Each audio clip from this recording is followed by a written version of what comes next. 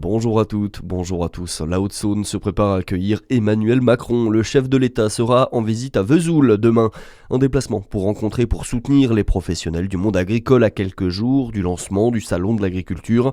Un déplacement également sur le thème de l'éducation. Le chef de l'État est censé déjeuner avec des lycéens et évoquer avec eux le projet d'interdiction des réseaux sociaux aux mineurs de moins de 15 ans. 20 000 personnes dans la joie et dans la bonne humeur à Lons-le-Saunier. C'était la traditionnelle percée du vin jaune ce week-end.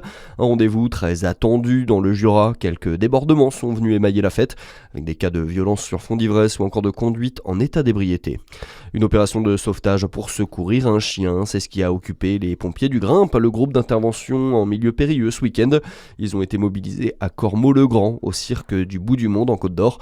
L'animal s'était coincé dans une faille et il a finalement pu être récupéré, sain et sauf, et rendu à son maître. Dans le reste de l'actualité, se dirige-t-on vers un apaisement entre les États-Unis et l'Iran? Donald Trump a dit espérer hier trouver un accord avec Téhéran. Le président des États-Unis s'est exprimé quelques heures après la mise en garde du guide suprême iranien sur le risque d'une grande guerre régionale. Les deux parties qui continuent donc de souffler le chaud et le froid. Baptiste Barthelin. Oui, à commencer par les États-Unis, tout en assurant vouloir négocier avec l'Iran sans donner plus de détails. Donald Trump a ainsi maintenu la pression hier. Il a rappelé avoir déployé plusieurs navires dans le golfe Persique alors qu'il menace depuis le début du mouvement de protestation en Iran d'intervenir militairement.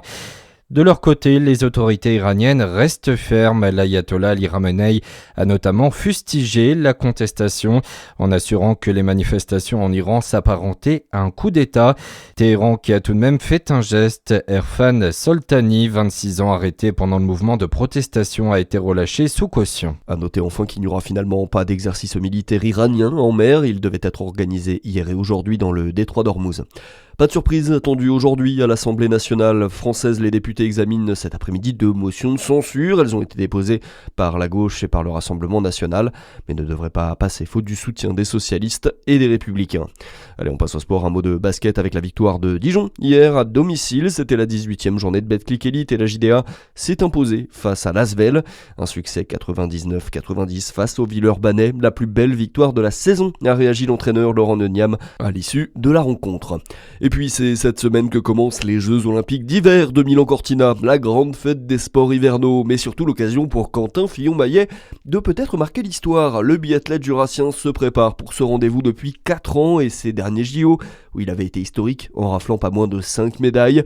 Dans le viseur du franc-comtois, le record de Martin Fourcade qui avait décroché 7 médailles olympiques au cours de sa carrière. Voilà, c'est tout pour l'essentiel de l'actualité. Merci d'être avec nous. À suivre votre météo sur Fréquence Plus.